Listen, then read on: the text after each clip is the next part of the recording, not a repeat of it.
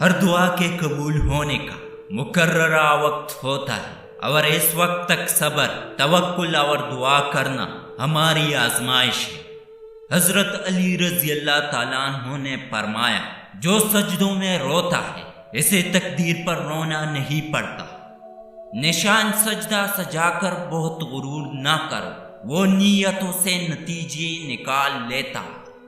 بہترین ہمسفر کی سب سے بڑی خاصیت یہ ہے کہ وہ آپ سے اختلاف اور ناراضگی کے باوجود بھی آپ کا خیال رکھنا اور فکر کرنا نہیں چھوڑتا۔ عجیب تماشا ہے، کسی کو احساس دلانے کے لیے اپنے احساس مارنے پڑتے ہیں۔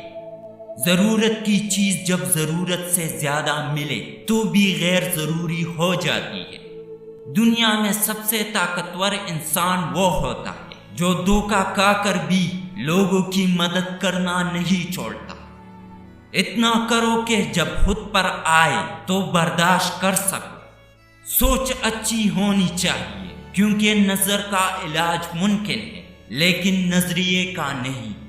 ساری عمر کسی کے ساتھ کتنا ہی اچھا کر لو، لیکن کسی مجبوری سے ایک بار ساتھ نہ دے سکے تو ساری اچھائیاں کنویں میں گر جاتی۔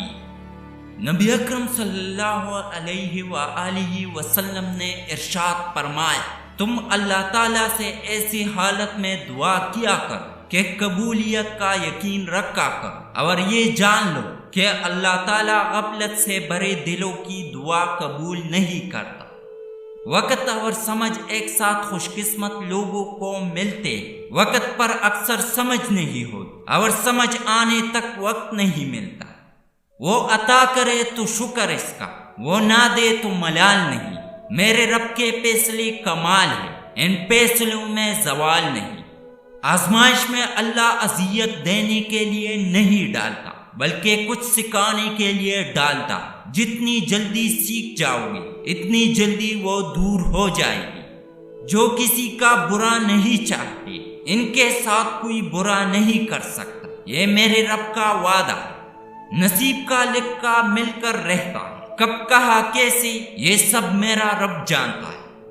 اپنے 3 راز کسی کو مت بتانا، فائدے میں رہو گے۔ اپنے کامیابی کا راز، اپنے مسائل، اپنے خواب اور مستقبل کے منصوبے۔